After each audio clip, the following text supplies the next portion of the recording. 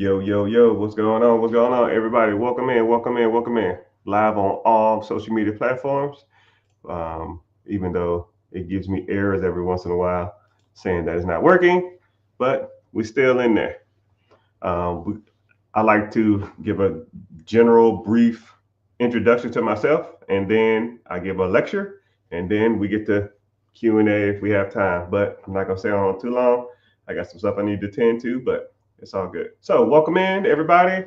This is the Rich Get Richard. My name is Mr. Richard, your hostess with the mostest, which sounds like cornball shit, but we talk about everything money, finances. We talk about everything when it comes to credit, business funding. We talk about investments. You want to talk about crypto. You want to talk about, anything, funding, raising capital, LLC, business structure, S Corp, C Corp. We here and we talk about all this type of stuff. So come in, ask the questions, sit there and learn because a lot of the terminologies, I see you, sir. A lot of the terminologies that we talk about, a lot of people aren't familiar with and or may not even heard of. So if you have any questions, you can ask them along the way. I try to get to them,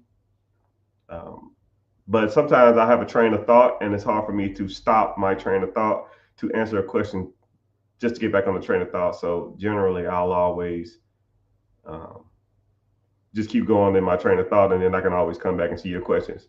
But we streaming live on Facebook, YouTube, Twitch, Twitter, Instagram, TikTok, and Kick, which is having an issue, but I'm gonna get it working.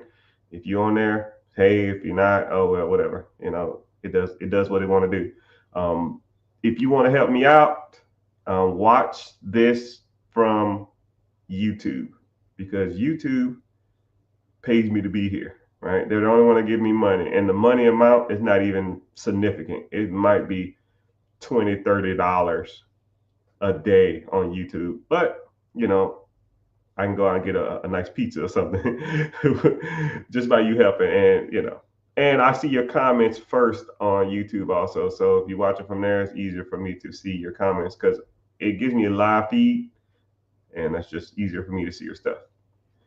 Before we get started, I do have if you find these concepts that I'm talking about interesting, you like what I'm saying, you like what I talk about, I have a free webinar class coming up this Wednesday at 9 p.m. EST. So go to the link in the bio or go to however you can contact me. You can go to my website too. It's therichgetrichard.com. A lot of people don't go there. Sometimes you got to put in the HTTPS and all that kind of stuff like that. But you'll get in there and it'll say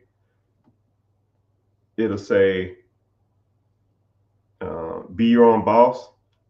Just sign up. I don't sell your information. I won't bombard you with spam calls. I'm just gonna, send you a notification saying that the class is about to start. Come through, learn as much as you can, get value from it, and if you want to move forward with some other stuff, we can. If you don't, it's totally fine, right?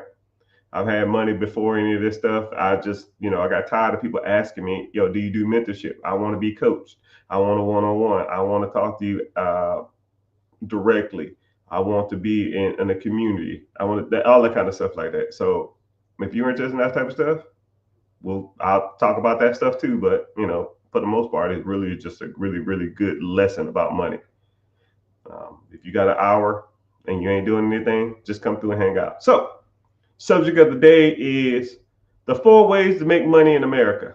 Okay, and a lot of people try to overthink this, or they think they're smarter than I ain't gonna say smarter than me because you might be smarter than me, but when it comes to this money thing, I'm pretty good. So I sat back one day and I just realized that all money either is received or given in one of these 4 topics. So if you are one of those 4, either you need to be the consumer of that, you're the consumer of that product or consumer of that industry, or you the recipient of that industry. And there's pretty much no way around it. I'm not don't overthink it. Don't try to think of ones that are outside of these, even though you're not. because I've kind of sat back and thought about everything really falls into these. Okay. And once you understand that, then your objective is to own one of these four. Okay. If you don't own any one of these four, then you are an employee of somebody who owns one of these four. And employees don't get rewarded for their work. Entrepreneurs and the owners are the only ones that are rewarded in those processes. Okay? So if you aren't the financier or the owner of these four, you probably work for somebody who is one of these four. So we're going to get started on these. Number one is selling something.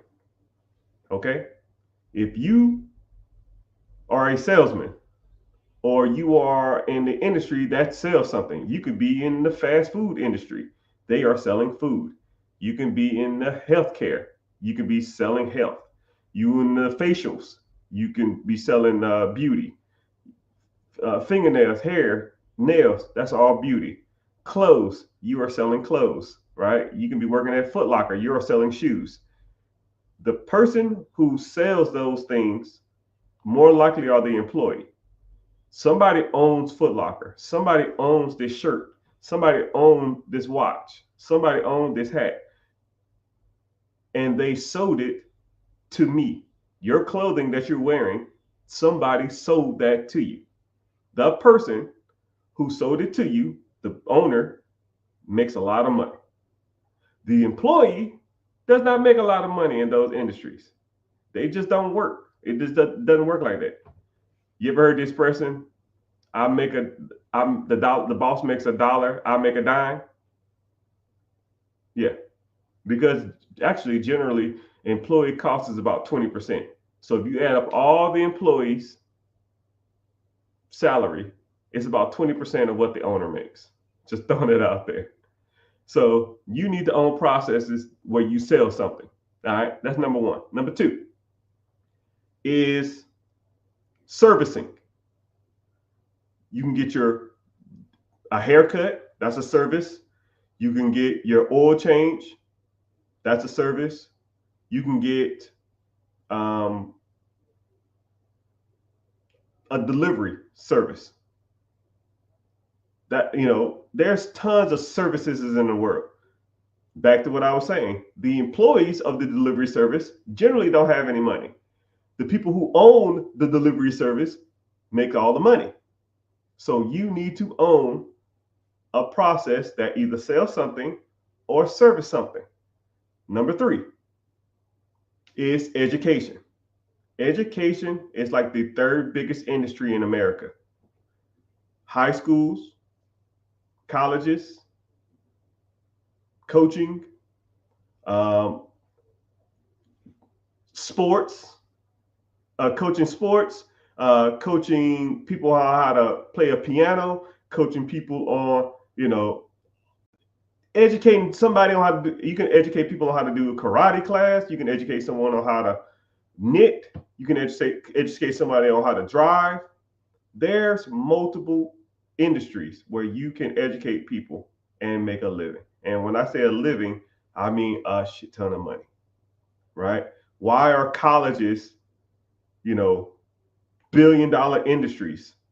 Because they're in the game of educating. And what's so shitty about education is you can educate somebody, and regardless if they get the message or not, you still get compensated, right? I know tons of people that don't work in their college degrees. I know tons of people who hated college. I met a ton of people who said they didn't learn anything in college. However, the college got their money, and you can't not pay the college fee, right? Even if you got a loan, you got that for life. It's just the way it is. It doesn't stop anything. It's just a part of the process. You have to get educated in certain things. And you talk about education as far as like safety. There's people that go around and educate people on how to do stuff safely. When I was in the military, there was whole divisions. And all they did was educate people on how to be safe or do a job safely. You know, think of like OSHA. If you know what OSHA is just, they're just telling people how to do their job properly. They're expecting and educating. That's it. Billions of dollars worth of industry. So, and the last one is entertainment. Entertainment. LeBron James, basketball. Tiger Woods, golf. Messi, soccer. Cat Williams, comedy. Dwayne The Rock Johnson, movies. Entertaining. Entertainers get paid a lot of money. And then this is where it gets good. Dwayne The Rock Johnson, Kevin Hart, Dave Chappelle, whoever your favorite actor or actress is, whoever your favorite comedian is, they might get good money.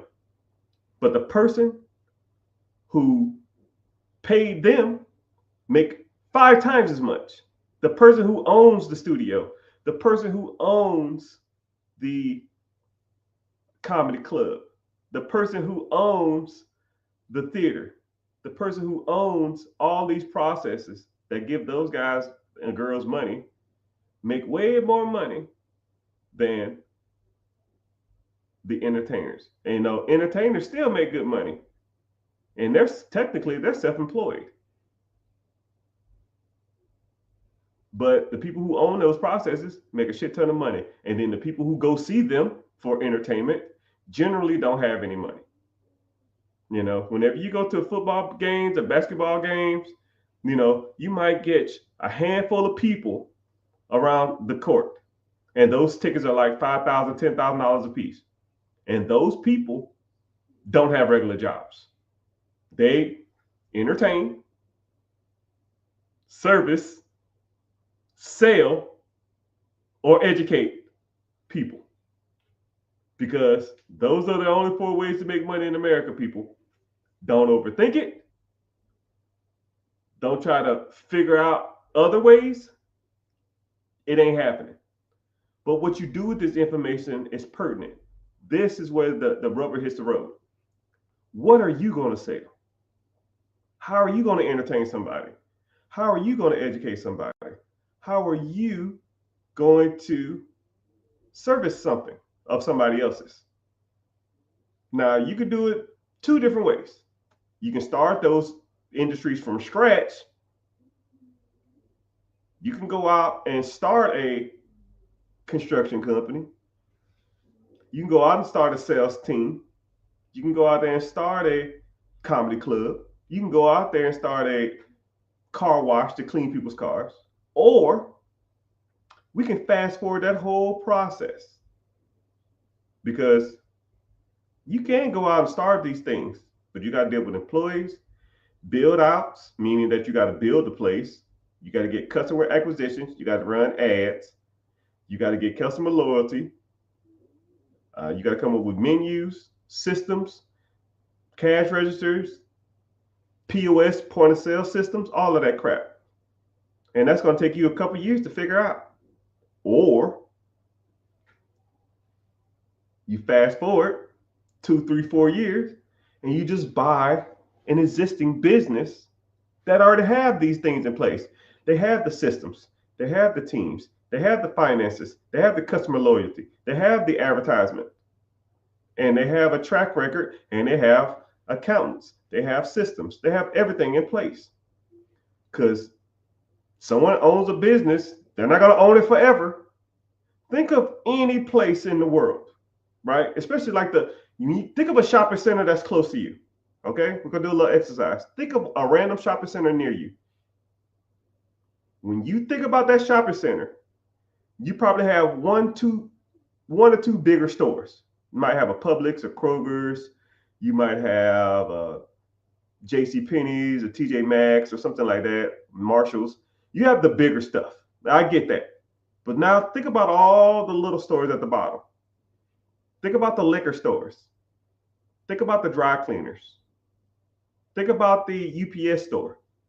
Think about the barbershops. Think about the little Thai restaurant there. Think about the pool supply company that's right there. I'm just going through my head and walking down the line. Liquor store, a little Pizza Hut franchise, a real estate agent, a tutoring center, a place that teach you how to code, a GNC, a Pax Mail, a UPS store, a dental office, a barbershop, a pool supply company. Now, all those stores are probably owned by an individual. It's probably not owned by corporate or by some big old wigs. It's probably owned by corporate. Okay? And it's probably not owned by corporate. It's probably owned by an individual. People get old. People get tired. People don't want to do stuff no more. People need to move. People have health issues. People have a multitude of reasons why they don't want to do stuff no more. Right? Maybe they made millions of dollars and they're just done. Think about it like this. Say if you had a business, let's say you're 40, you have a business, and that business has made you $500,000 a year until you're 50. Now that's $5 million. Now you're 50 years old and you don't want to do it no more. You owned it for 10 years. You made $5 million. And now the business is worth $1.5 million or something like that. You can sell it, make the 1.5. Now you up $6.5 million. You're done. How much money do you need, people? Think about it. How much money do you truly need? And people are like, I can't live off $6.5 million. Bullshit. You don't make $1 million in your lifetime now, probably.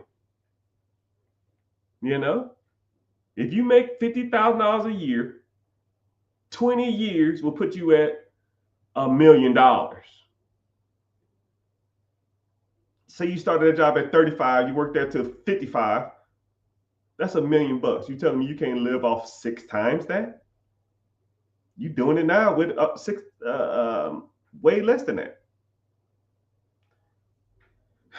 Moral of the story is, people, all those businesses that I named off in my shopping center, let alone I go 2 miles down the street in that shopping center, 2 miles down the street again in that shopping center, Chinese restaurant, Wingstop, a Plato's Closet, another liquor store, go down the street again, Wingstop, GameStop, Jersey Mike's, Firehouse Subs, go down the street another 2 miles.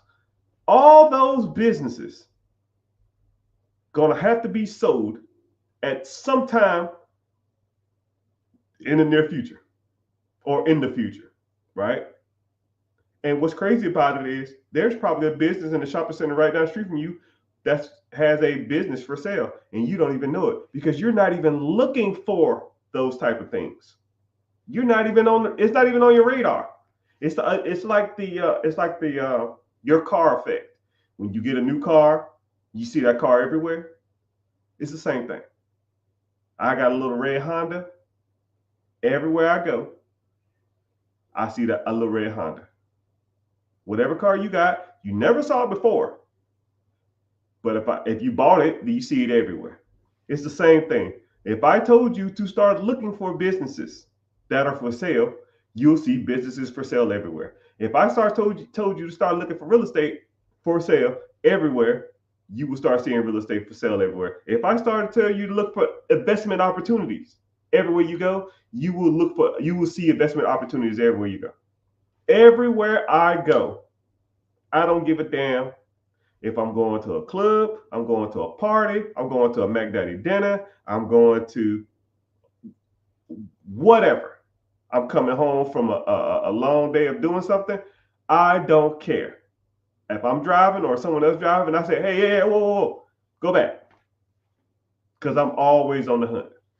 Oh, man, I didn't even know this thing was even for sale. Yeah, I didn't think it was for sale either.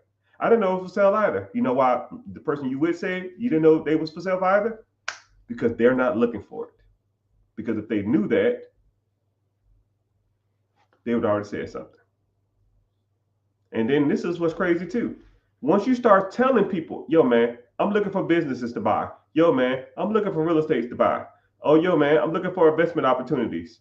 Miraculously, when people have businesses for sale, have real estate for sale, or have investment opportunities for you, you know who they go, when people, because people always like to feel like they are important. You know what I mean? They always like to make it, people like to feel like they're providing value to other people's life, regardless if they are or not. And if I say, yo, man, you come across somebody with a business or a real estate or investment opportunity or want to invest, let me know. And then as soon as, hey, man, I got my Dunkin' Donuts, I think I'm about to retire. You know what? I have a friend named Mr. Richard. He buys businesses. Give him a contact and pick it over with him. And, sometimes I don't buy everything, but, I do talk to him and say, go through these routes. If you want to sell it through a broker, you can sell it through me, you can sell it through whoever, and we can kind of go from there. So just letting you know that there's opportunities all over. You just got to you always got to be honed in. And if you're not honed in, you'll always have a lackluster outcome on life. You have to be looking for these opportunities, regardless if you got the money or not, because hell, or the credit or not, because you never know. You never know what people will do if you ask. You never know. I have clients or I have people that came to me and said, "Yo, Mr. Rich, I didn't even know this shit was even out here. I learned a lot about what you're saying. I found business opportunities within a week of talking to you. Weeks of talking to me, already buying something because they just don't see it and they don't know what to look for and they don't know what to say and they don't know what's good or bad deal. You just got to learn that stuff. It's just something. It's just something that you need to learn throughout life. If you want to get good with money, you need to know how to identify opportunities. If you're not good at identifying opportunities, then you will never have money, because that's all money is. People see opportunities and they capitalize on it. Either it hit or it don't. But that's where the education part of it comes in. You got to know what you're talking about.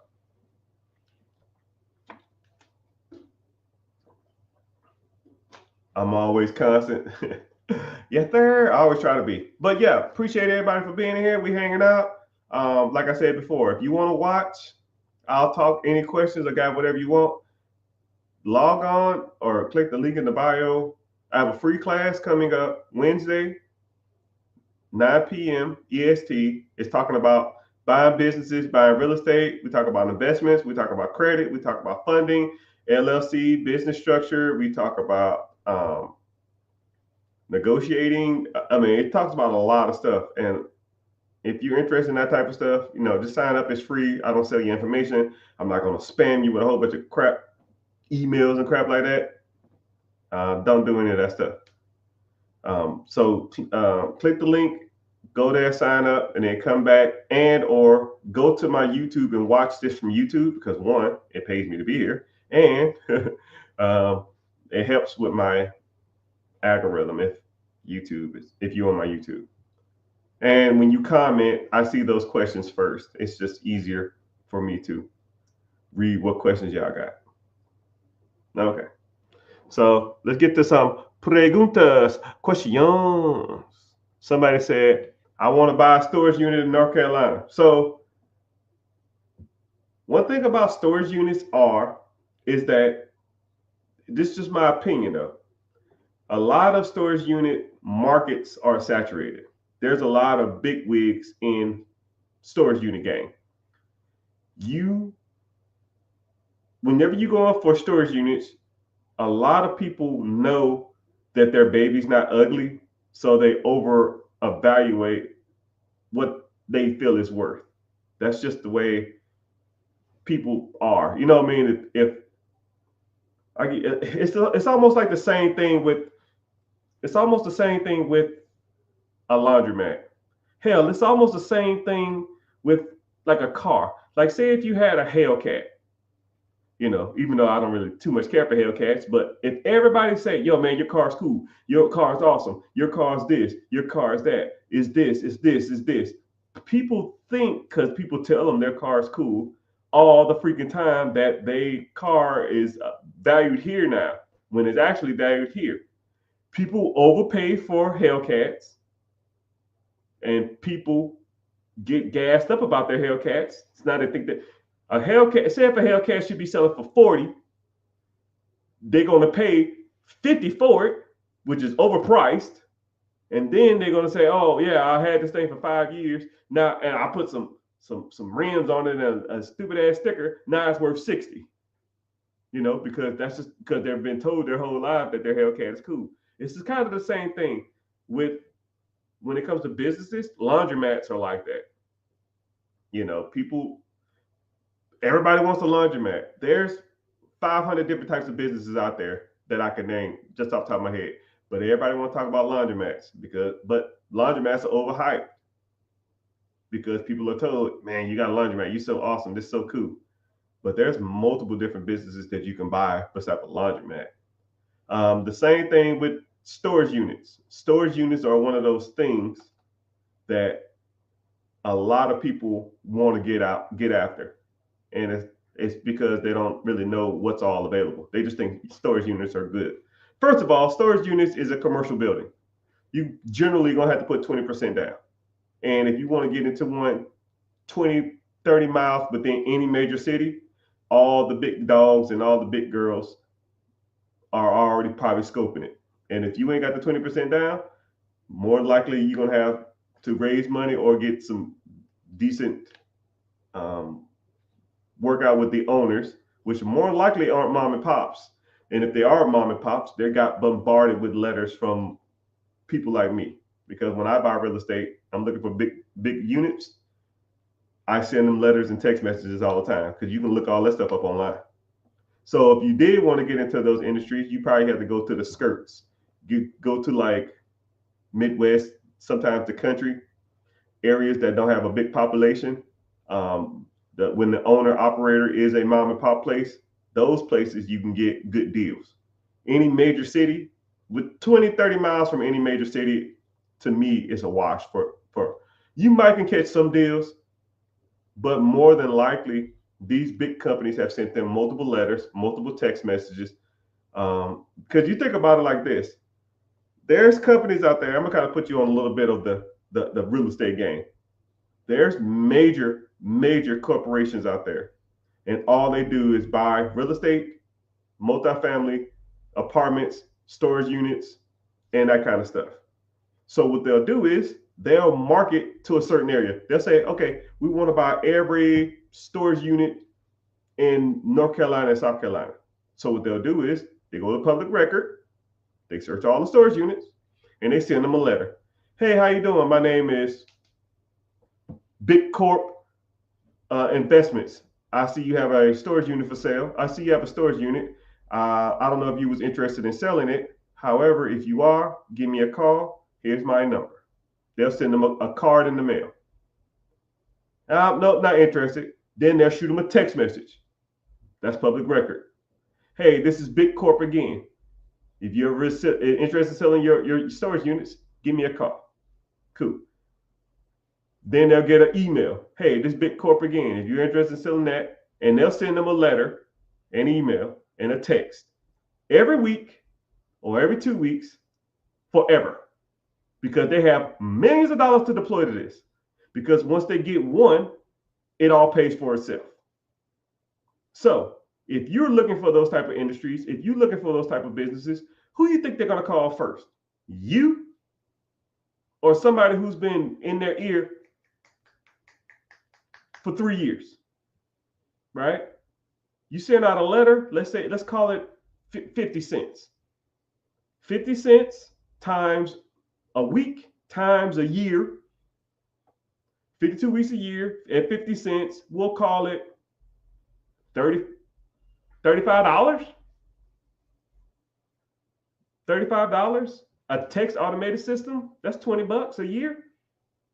I'll call it all in $250. An email, a MailChimp email automated system, another $20. You all in, you spend $750 a year to market to that person. Let's say you do it 3 years. That's $2,200. You buy a multi-million dollar apartment complex that's undervalued from a mom and pops who don't know how to value their units. You buy it and then you raise all the rents from $50 a unit to $100 a unit. You damn near double the value of that property. You pay $2 million for it. Since you doubled the rent, now it's worth $4 million. You make $2 million in equity off of $2,200 worth of marketing. Come on, people. And that's why a lot of those industries, you're not going to come close. You got to sit back for years and wait. And then whenever they do call, let's say they do call you, right? Let's say, for example, you just happen to text them or email them on the right week. Boom. Big Corp and whatever your username is, Pops Investments, right? I don't know your name. I'm going to call you Pops Investment. Pops Investments. Hey, Big Corp, what you got? $2 million cash. Well, hey, Pops Investment, what you got? Well, my credit's not the best. I might get put down $20,000. I got to go raise. Click. You ain't even ready, bro. You're not even ready. You ain't even ready. Yeah, I can give you 3 years to be ready, and you probably still wouldn't be ready, right? You talking about some, man, I got to work on my credit. Oh man, I got to go out and get this loan real quick. No, the big dogs ain't worried about that. They buy that shit for cash, and they taking all that stuff. You know what I mean? So just letting you know, if you ain't got the money to deploy, and or you ain't got funding in place, or you ain't got the systems in place to take that over, sometimes storage units ain't the game. That's just my personal opinion on storage units.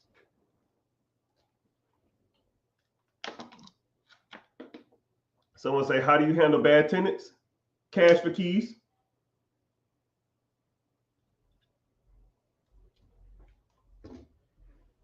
All right, so someone asked about evicting tenants.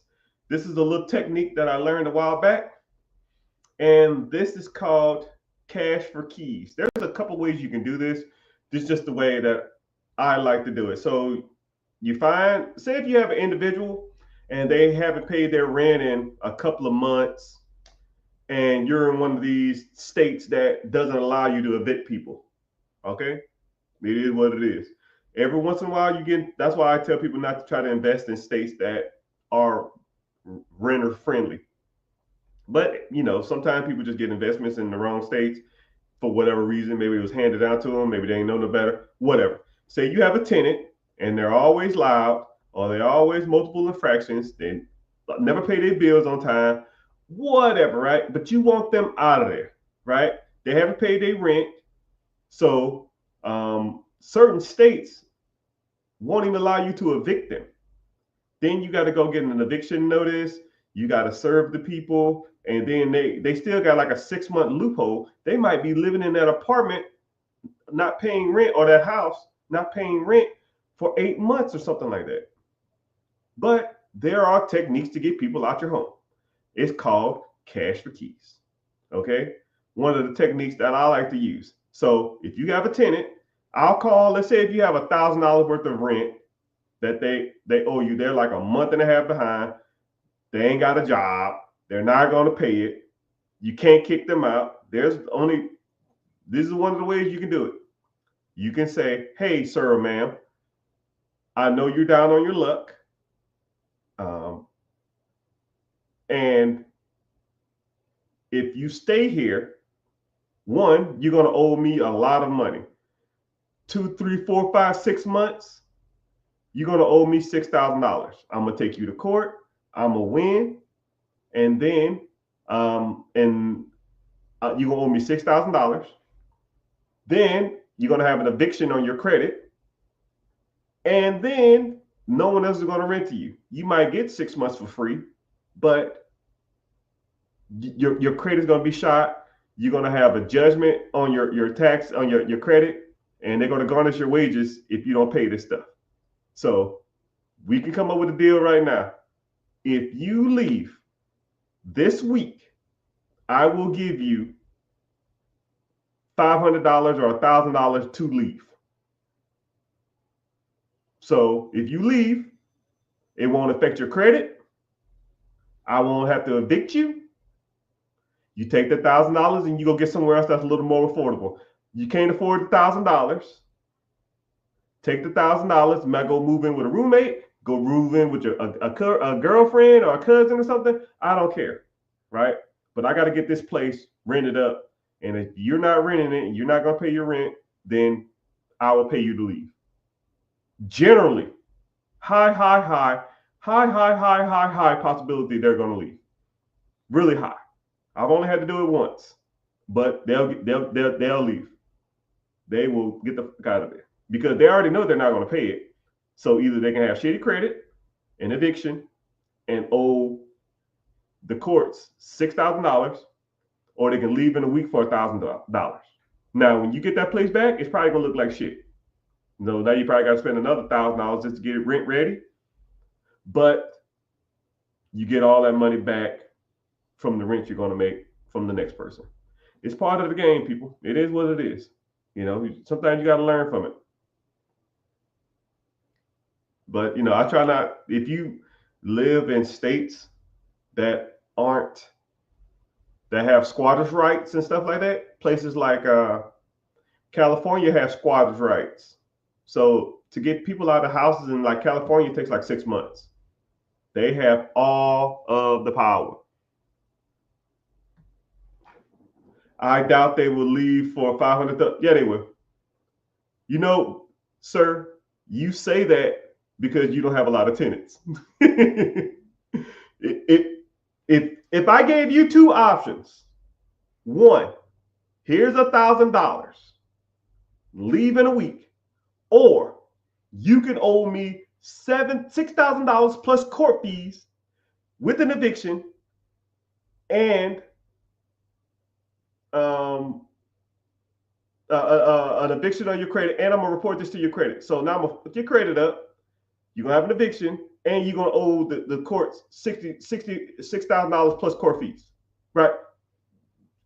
Somebody said, I don't think anybody will leave. Now, if I gave you those two options, $1,000 check or $6,000 bill, which one would you take? $6,000 bill and fucked up credit, and an eviction, and a court judgment, or $1,000 cash. Which one would you choose? And somebody said they won't choose the money. Which one would you choose? Okay, if you would choose it, other people would too. Shit, I would take it. I would take it. I'll just go take my $1,000, take all the crap I got, not clean the place, and go live with a cousin or something until I get back on my feet. Because now you don't even have to pay the rent you was living for. You don't have to pay the money back that you were living for a month and a half, and you get $1,000 on top. Shit, I got pretty much paid $2,000 to leave a house. Why wouldn't I do it? Or have a $6,000? That's an $8,000 swing. It ain't rocket science. That ain't even hard math.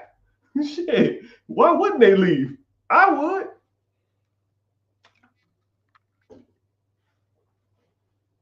How do you feel about investing in foreclosure homes in the state of Florida? Hell, and foreclosures anywhere.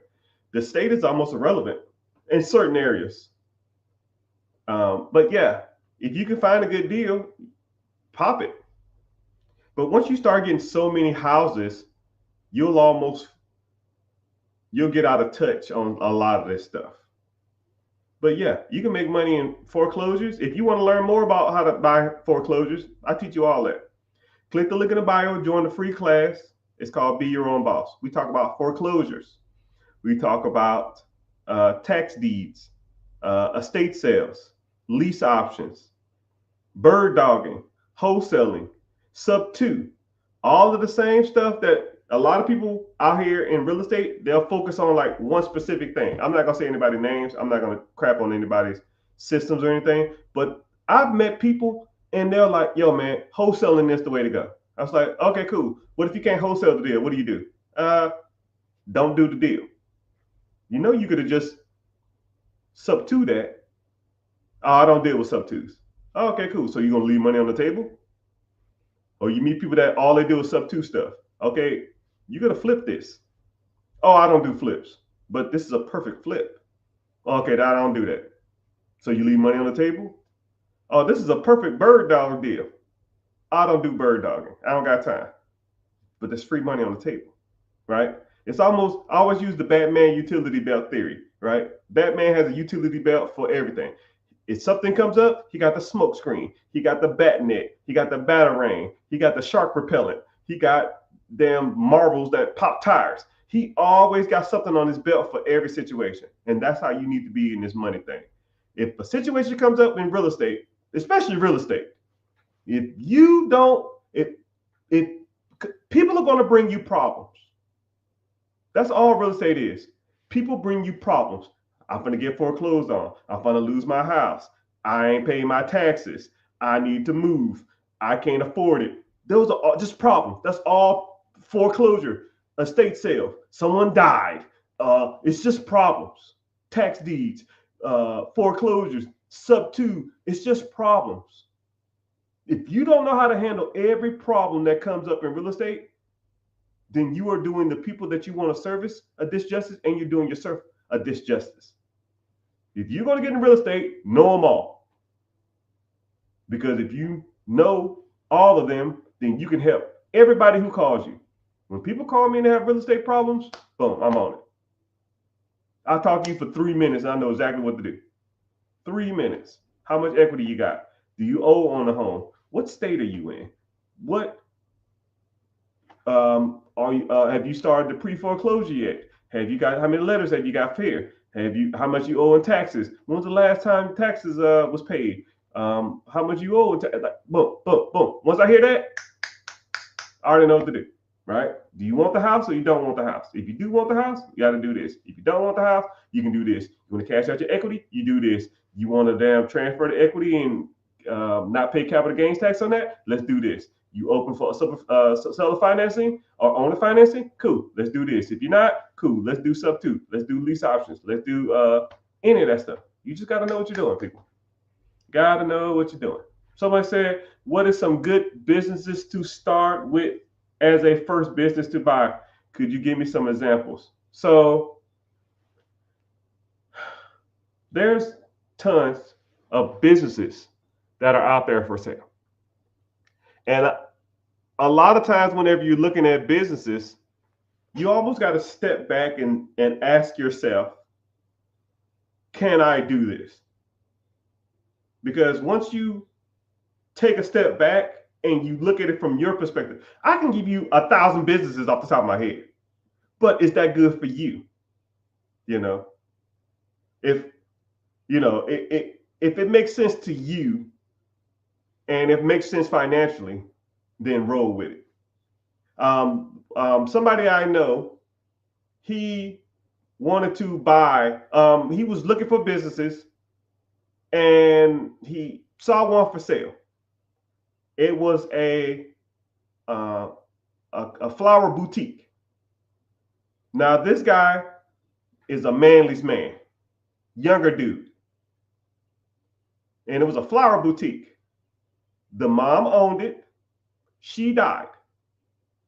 The son was selling it for his mom. And he met the son, talked for 5 hours. They wanted $150,000 for it, and it produced like $120,000 a year in cash flow to the owner. So a business cost $150,000, and he was making $120,000. And he asked, "Well, how'd you come up with this price?" He said, "Because that's just what I feel like it's worth." That's what I feel like it's worth. But that shit was so undervalued, it was ridiculous. And then he texted me or called me and said, "Yo, what should I do?" hit him with the owner finance. Hey, would you take payments over time for this? He said, yeah, of course. How much you want down? I forgot what it was, but he popped that. He bought that in 3 weeks. Now, I don't know you from a can of paint. You look like a younger guy, but a flower shop is not on my radar. But for $150,000 for $120,000 return every year, it will be on my radar. It will be on my radar. You know what I mean? If I purchased a floral shop that I didn't have to work at, that already had employees, systems, teams in place, would I buy it? Yes.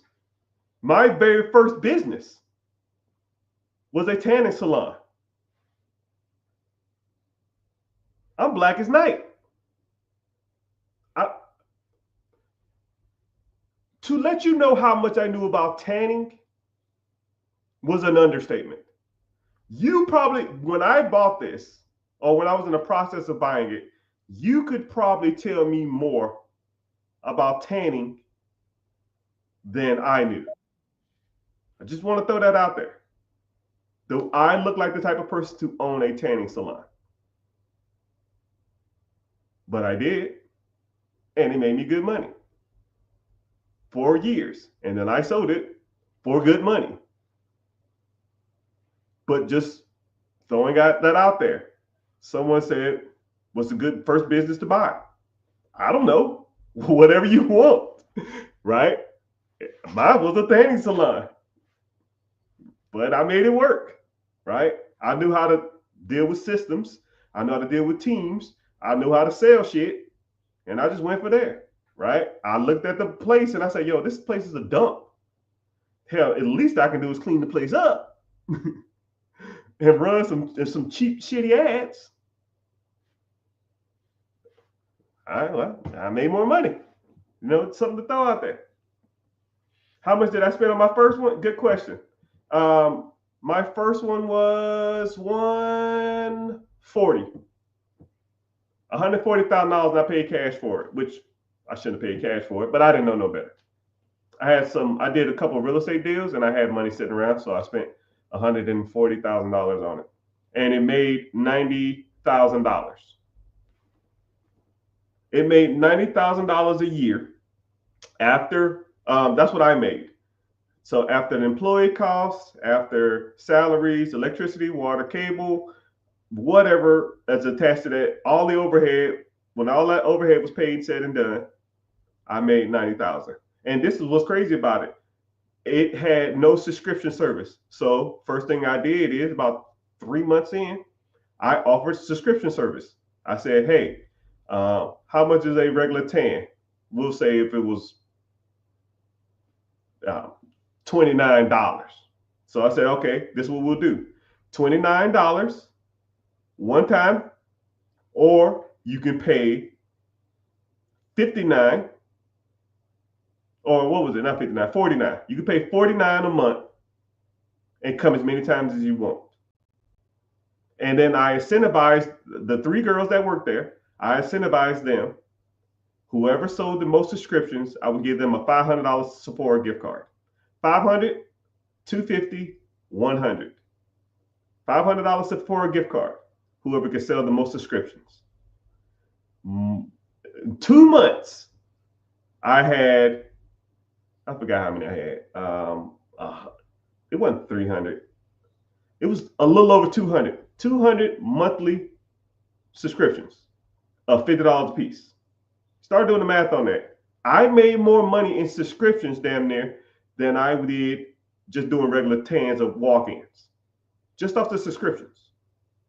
Then, clean up the place, paint, fix some of the booths, made it more ambiance, and then we gave out free tanning lotion. And I said, why? Because that's just the way we did it. Not up in here. So I started selling bottles of tanning lotion. I did what's called a white label. If you don't know what that is, Google it. But in theory, white label is when you take a product that has no label on it. All the richest people in the world do it. Kim Kardashian probably does it with her lipstick. Khloe Kardashian does it with lipstick. Rihanna does it with her lipstick. So, for example, there's a lipstick company in China. We'll call them Mr. Lips. Mr. Lips makes a red lipstick, and he'll sell that lipstick to you for a quarter. You take that lipstick, you buy it in bulk, and you take that lipstick and you put Kim Kardashian on it, or Dash, or Rihanna, or Lady Gaga, or Ariana Grande, right? Or Selena Gomez. And then you take that same quarter lipstick, you put it in damn Sephora for $19.99. It's just a white label. It's just blank. So you find your white label tanning stuff and you put your logo on the shit, you sell it for $10. I'll buy them shits for $1 overseas. I'll sell them for $10. And then they, I had to put in a POS system because they didn't even have that. All thing they had, all that they could charge is for like tanning. It's like, yeah, because y'all giving away fucking lotions for free. So I started selling all that stuff, towels, cleaning supplies, all that stuff. You want to clean the tables off before you get in there, right? We clean it for you, but you want to clean your own stuff? Cool, here you go. You want tanning lotion? Cool. We got multiple different kinds. We got kinds that smell good. We got stuff that do this. Shit. After about a year and a half, I went from $90,000 a year to about $180,000 a year. Cash flow to me. Boop, boop, boop, boop, boop, boop, boop. And if you know anything about buying and selling businesses, if a business is absentee and it's making almost $200,000 a year, you can sell that shit for a lot more money than I paid for it. Even though I gave them a discount because I just wanted to get rid of it because I didn't really know what I was doing. But mind you, I'd rather not know what I'm doing, making hundreds of thousands of dollars, than know what I'm doing, not making shit. Because that's the game, people. That is the game.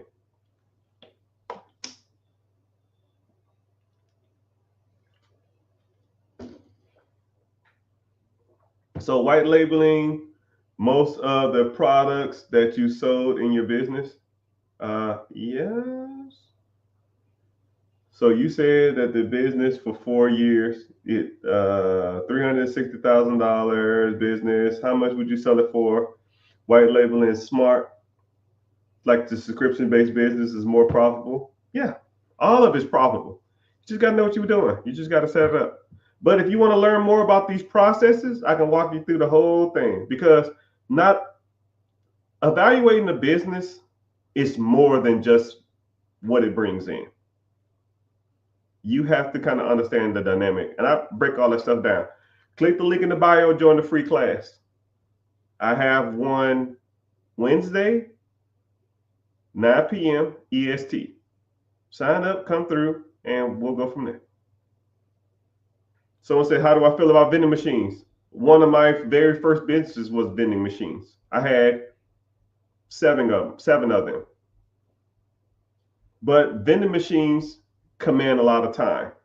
The tanning booth was my first absentee business. Vending machine, I started at from, I started from 2 units. Because I used to work at a place, and when I was working there, it was a guy that used to come in and they never had snacks. I mean, the vending machine was constantly empty. And then one time I saw the guy and I was like, man, damn, about time you fill this thing up. He said, yo, man, I'm just busy. I said, well, do you not have time to do it anymore? He said, no. I said, you ever thought about selling it? He said, yeah. I just haven't found anybody to do it, sell it to. I said, shit, I'll take it. How many you got? He had 3, but one of them was like it was a location, but he did nothing with it. So he had 2 operational and 1 non-operational. And I said, I'll take them all. Right? I forgot the price. This was 10 years ago. Then I started making money. I did about an hour. I stopped mine on Mondays and Thursdays. Mondays because you get all the money from the weekend, And then Thursday, you get prepared for the weekend. I used to go to Sam's. I used to drop about $2,500 to $3,000 every month at Sam's Club. I was bringing in, after everything was paid, said and done, I was bringing in about 50, 60,000 a year, which is good money, but you're devoting a lot of time to it. For every machine is about an hour. So you have a half an hour to get to where you are, and then a half an hour to stock. When I end up said and done, I think I had 7 machines or something like that. 7, 8, I don't remember. 7, I'll say 7. So I would go to the place, take a half an hour, stock up all this damn this stuff and this little cart, take it in there, load it up, collect my money, check the machines for anything wrong, and then go to the next one. It would take me 30 to 45 minutes, depending on the location. I'm on about a 45 minutes to get there, service, and go out to the next one. I just average it about an hour. Sometimes it just take longer. Depends on what I was stocking. The sodas suck. I hated sodas. But yeah, it made decent money. But just note that 2 days a week, maybe 1 day a week, you're gonna be gone about 8 hours, right? And if you don't service, no, you don't get paid. Sometimes it'd be 2, 3 o'clock in the morning, filling up sodas. Scared as hell, think you're gonna get robbed because $200, $300 cash to a crackhead or a junkie. That's some decent money, man. Just letting you know. But yeah, but vending machines are good for me in my stage now. I wouldn't do it, but they're good for a starter person. Yeah, if you just want to get into something and make a little good money on the side, $30,000, $40,000, $50,000 if you got a decent amount. I was probably making about $10,000 per machine, about $8,000 a year per machine. But things were way cheaper back then. I look at these vending machines now; they charge fucking $1.75 for a bag of chips, and I'm just like, damn, this is rough. Or whatever they're charging, $1.75 for a Snickers or a candy bar. I was a little cheaper because I wanted to. I really didn't want to raise the prices. But I tell you what, when I got my first Monster, I started selling Monsters. Oh yeah, that shit was nuts. I couldn't keep that shit stocked. I could not keep it stocked. But yeah, that's a good question though. Yeah, but if you find something, you can find what you call this for sale all over. You just got to go look for them. I started free cycling. I'm still in the beginning stages though. Yeah, free cycling is where it's at, man. I teach my mentees how to do free cycling all the time. And sometimes I have contests with them and I say, hey, let's do a free cycle competition. Whoever free cycles the most in the next week, I'll send them $500 cash if you can beat me. But they never do. It's not even close. Well, for one, I got the time to do it. And two, I'll spend, I can go out and make, if I free cycle, I can go out and raise, I probably can get about $500 to $800 a day free cycling. And when people tell me they can't do it, I say, I call bullshit. I call bullstool. There's tons of money out there in free cycling. For those who don't know what free cycling is when you take money, when you take an object, you go on like Facebook, Craigslist, OfferUp, and you just search the word free, and or you search items that are like extremely discounted. I'll use couches as an example. Let's say if there's a sectional or even a TV, let's say a sectional couch. Let's say the sectional couch is $50 because they have to move out of the country. Or they say it's free because they bought a new one and the new one's coming this week. The couch is fine. People just want new shit. I don't know why. They just want new stuff. And you take it off their hands for free. You take that. I'll take pictures of it in their house. I'll take sometimes I'll take some stuff to wipe with and I'll just wipe it down. And I'll take pictures of it right in their house. And I'll put it right back on Facebook, right back on Craigslist, right back on OfferUp. $500 plus delivery fee if needed. Might take some time. Sometimes it take 3, 4, 5 days, a week or something like that. But you'll get bites.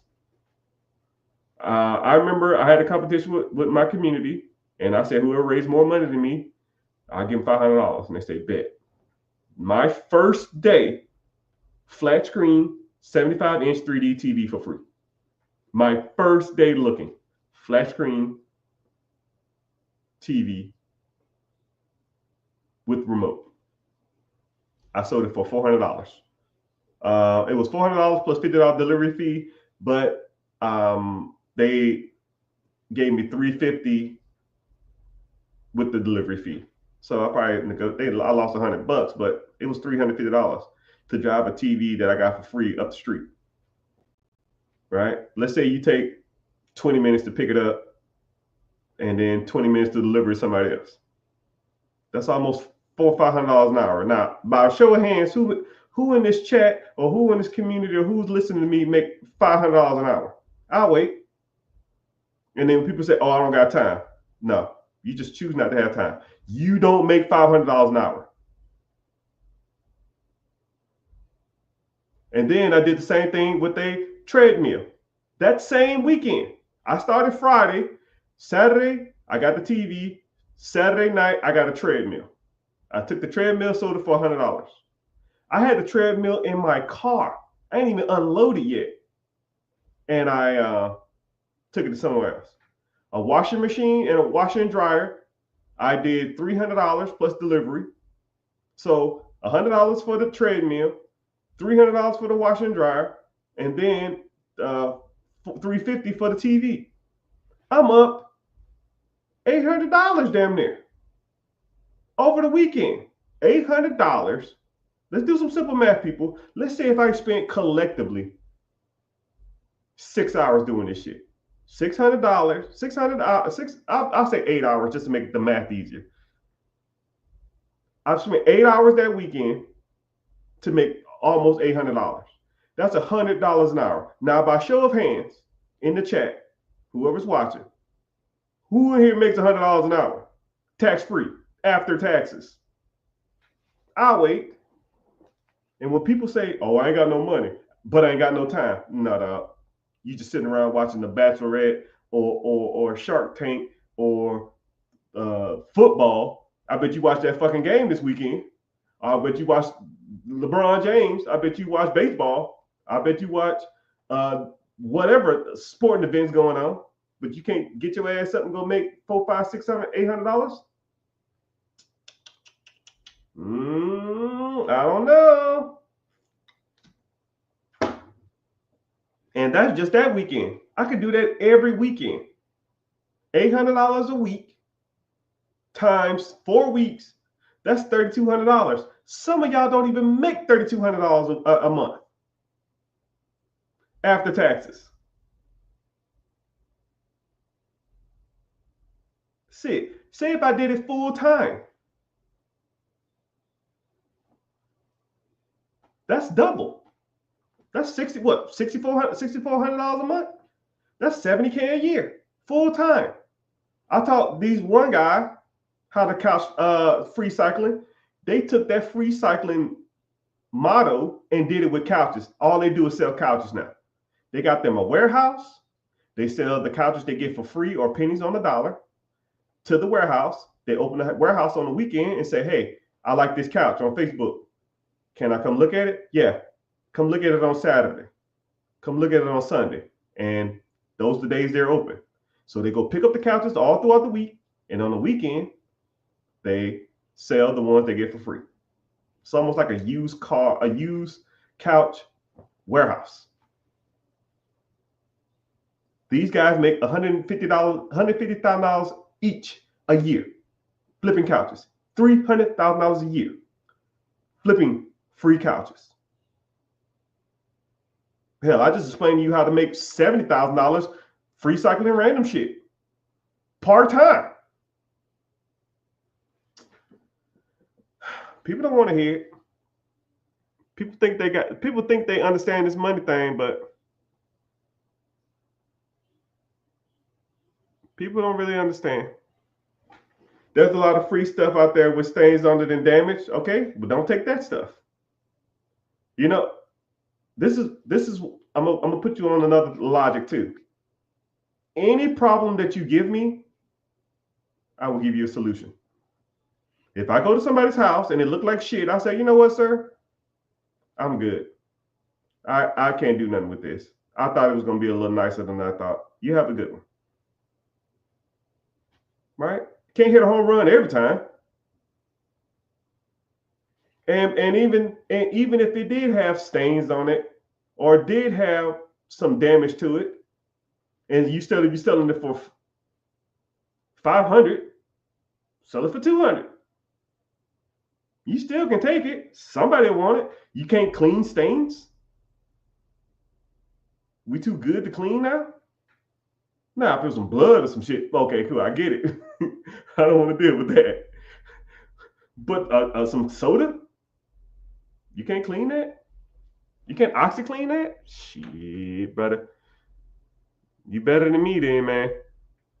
Because I'm trying to get this money. I'll damn near take anything.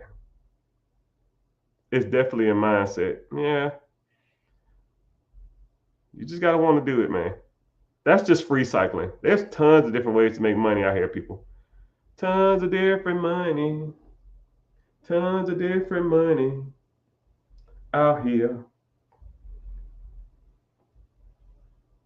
Someone said, I'm interested in getting more information about absentee businesses. I'm currently a college student. Only save and pay I got.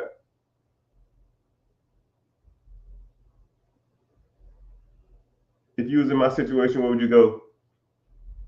Yeah, click the link in the bio and join the free class. Yeah, everybody's situation is different. I don't know your situation. I don't know. You say you in college. Hell, I met 40-year-olds in college. I don't know. I don't know how old you are. I don't know your financial situation. I don't know if you're working. I don't know if you want to own a business, if you currently have a business, if you want to start a business, if you have the credit, if you have the funding, if you have any of that stuff, right? But anybody who wants to learn more about these processes, link in the bio, free class Wednesday, 9 p.m. And a lot of times when I come on here, I actually enjoy sitting here talking about money to people because it's just, right? I sit there and talk to people in my family and stuff like that, but they don't want to hear this stuff all the time. At least you guys want to listen to me. But the way I'm talking to y'all guys is the way I talk to everybody, right? And that's all I want to do is talk about money. Money, money, money, money, money, money, money. And some people find that annoying. Especially, it's kind of weird. People who really don't have a lot of money never want to talk about money. It's kind of funny how that works.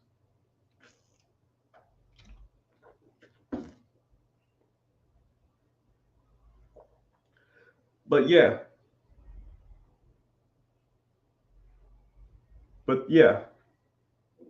What's happening, sir? I see you.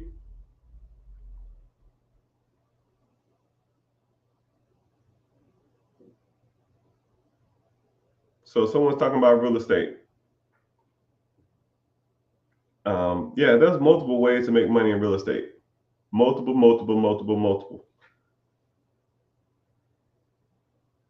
You can get into, someone said something about auctions. You can get into that. You can get into, you can get into a lot of different stuff when it comes to real estate. It just depends on what you want to do, right? One thing, first of all, if anybody ever wants to learn from me, the first thing I'm going to do is I'm going to educate you. Because I hate the term, you don't know what you don't know. But if there's a better way to skin a cat and there's something that you can do that you probably never heard of, and it's easier for you to comprehend and to get behind, then you need to be educated on those different systems, right? Just like when you talk about real estate, you probably never even heard of a sub two or a subject to. You may not even heard of a lease option. You may not even heard of owner financing or seller financing or seller carry or seller carryback. Or when it comes to investing, you may not even heard of ETFs, mutual funds, 401ks, IRAs, TSPs. You know, you might not even heard of high yield savings account or security bonds or junk bonds or any of that stuff, but you need to understand all of these different things, the terminologies, and when would you go for these type of assets. And then you can sit back and say, wow, I'm educated on those things. I know what he's talking about now. So when I get to talking about stuff, if I say someone probably, like if I told you exactly what ETFs are, and I broke down how good or bad they are, and someone says, yeah, I'm thinking about cashing out my 401k and getting into ETFs. What are your thoughts on it? You already know the answer to the question because you know what a 401k is, hopefully, and then you can understand the benefits, pros and cons of an ETF. ETF has higher returns. However, if you get a Roth 401k, you don't have to pay taxes when you withdraw when you're 62 and a half. So what do you want? Do you want tax savings or do you want a lot of gains and you'll deal with the taxes later? But if you knew what they were, then you can go from there. Say word. What's going on? What's my opinions on FBA? Oh, hold on, let me help you out. Amazon FBA?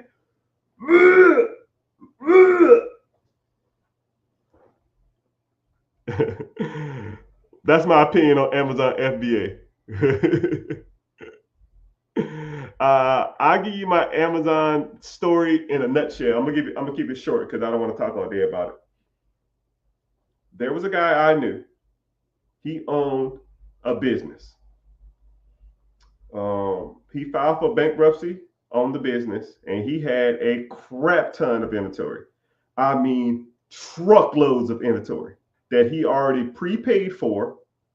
But so he ordered them, but he filed bankruptcy. The bankruptcy went through, but the goods that was supposed to come, the goods came in, so he didn't have nothing to do with it because the store was already closed. So he was trying to sell this stuff for pennies on the dollar.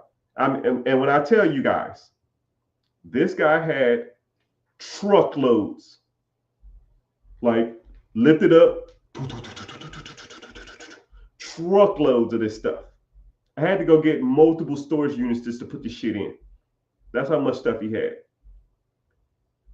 I was buying stuff, pennies on the dollar. Pennies, right? I want you to say, I'm going to give you an example of something. Let's say this charger, right? Let's say they're selling for $3 for one. Now, so let's say they're selling for $5 for one. Let's say they're selling for $8 for two. Okay? And I paid a nickel. Okay? Or a dime or something like that. I said, well, shit. Surely to goodness, I can make some money off this. Right? I get it, I get it for a nickel, shipping $3-4 or something. I sell two for $8. I make $3 off every transaction, $4 off every transaction. I mean, shit, I got it made, right? I got 10,000 of these. 10,000 divided into two, that's 5,000. 5,000 times $4 a piece, that's 20 grand. Checkmate. That's too easy. Shit. Shit. You shitting me, man. You are shitting me. I tried every route that was possible, right? Self-packing. I've tried it all. That Amazon FBA destroyed me.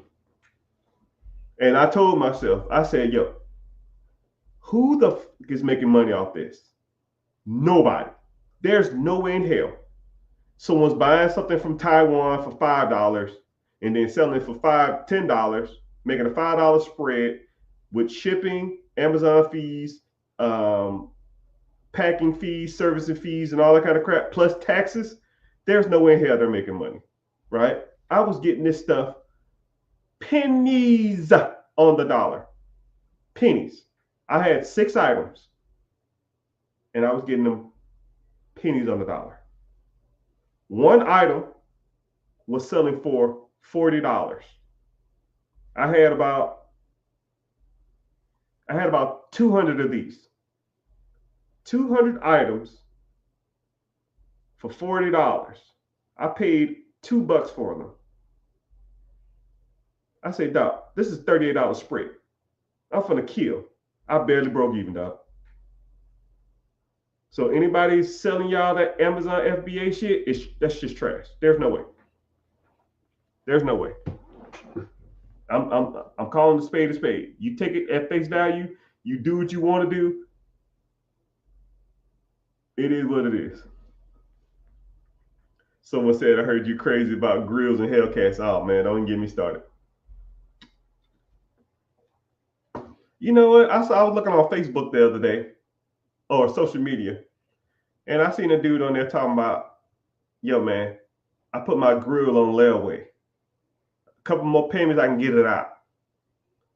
A fucking grill. You financed teeth. Fake gold teeth.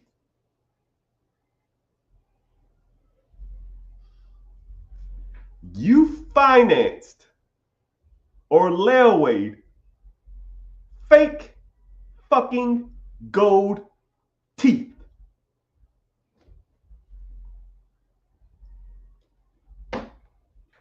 We doomed, people. We doomed.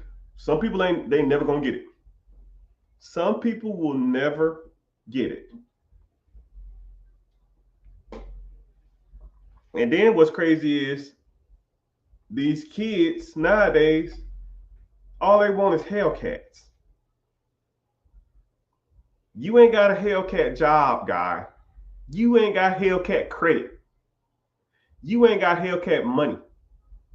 You can't be the king of the block at 19 years old. It ain't happening.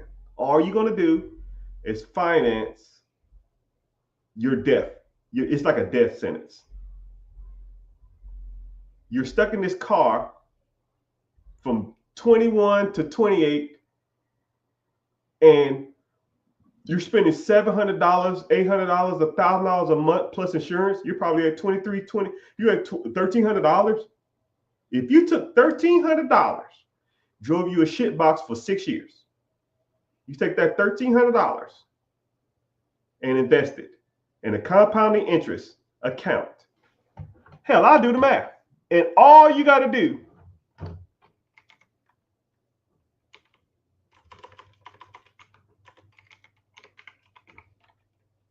come on, dog. Here we go. So you had $1,000 Hellcat payment plus insurance. We'll call it $1,300. You started out at 22 years old. You didn't get the Hellcat. You drove a Honda that had 3 doors and a busted window. Right? You just sucking it up. You're gonna wait from 22 to 28, 6 years. You take that same $1,300, right? You start off with zero. You know, you put that money into a compounding interest account every month, 13 hondos, right? You do that for the 6 years, 22 to 28, okay? 6 years. You would have $144,000. Now, you take the $144,000 and you do what? Nothing. Not a damn thing. You do zero with that money, right? I'm doing it on the calculator, people. For those who can't see it, I'll show them. You start out with zero for 6 years. You put $1,300 a month into a compounding interest account. You have $145,000, right? Then you take the $144,000, okay? And you don't do nothing else. Now, if you wanted to, you go buy a stupid ass Hellcat if that's what you want, right? So from 28,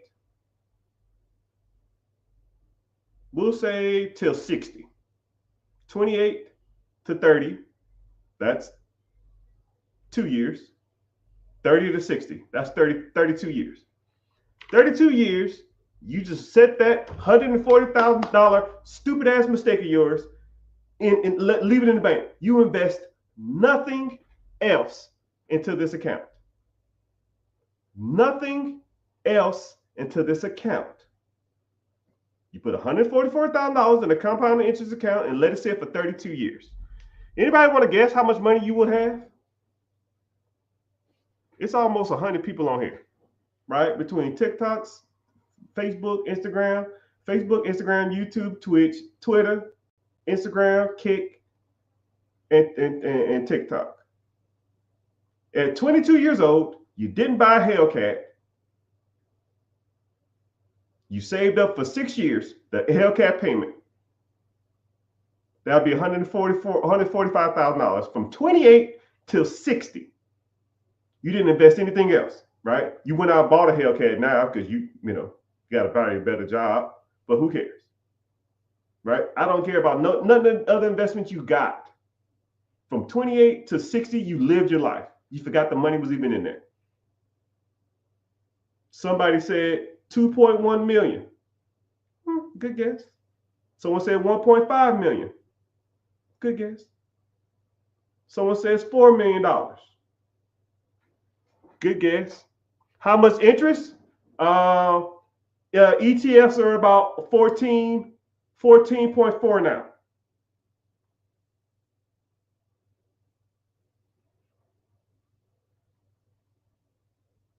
So 144,000 over 32 years.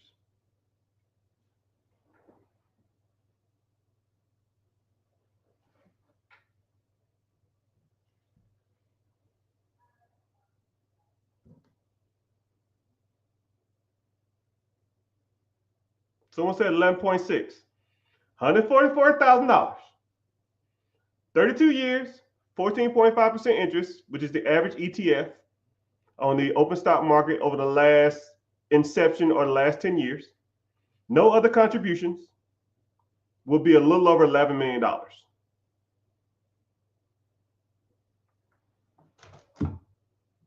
So now what would you rather have? $11 million when you're 60? Or a fucking Hellcat when you're 22? I'll wait. I'll wait. I'll wait. Well, I can't have no fun when I'm 60 years old. For $60 million, for $11 million, I'll find some fucking fun. I'd rather have $11 million when I'm 60 than have a Hellcat at 22. I promise you that. I'm not worried about no bills. I'm not worried about no houses. I can travel all over the world, people. I can do any and everything I fucking want to do. You're not tied down anywhere. You can do whatever you want. And then this was crazy. The interest on that is about $1.4 million a year. So just in interest, you make about $1.4 million. You can live off the interest. You take the $11 million, you put it in a trust. And then your kids and your kids' kids and your kids' kids can live off the $1.4 million the rest of their life. As long as they never touch the $11 million. What sounds cooler, that or, yo, bro, when I was 23 years old, I was a king of the block. I used to do donuts in the parking lot. And yeah, that shit was cool as fuck. That Hellcat cost you $11 million with inflation. Shit. But hey, some people say, I want the Hellcat. You can have the Hellcat. Give me the money. Someone says, do I mentor?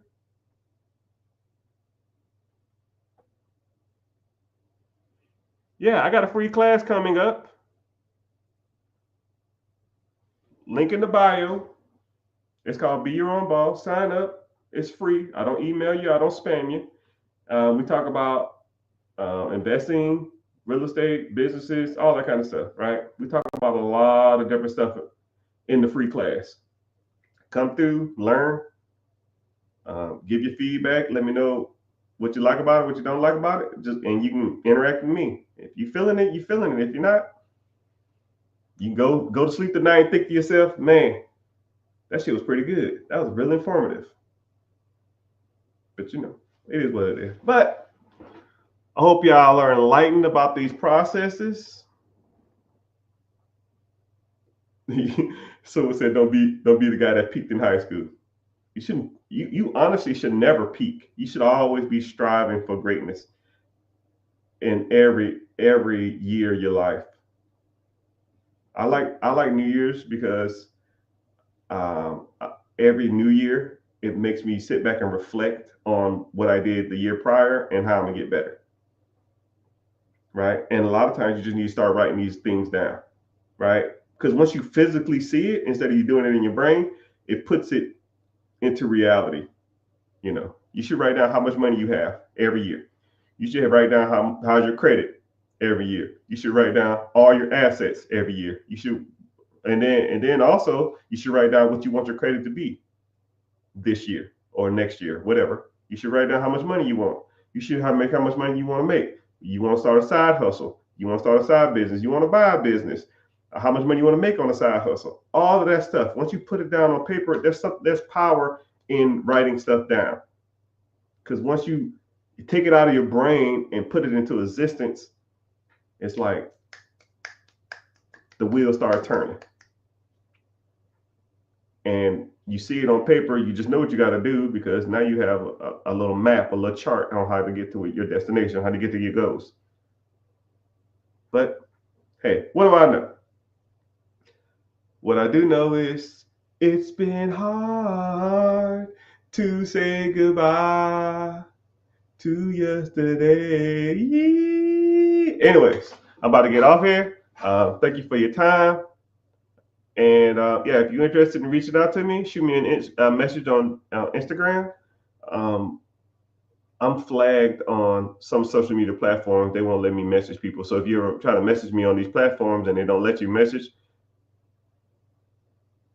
it's because I'm on a naughty list.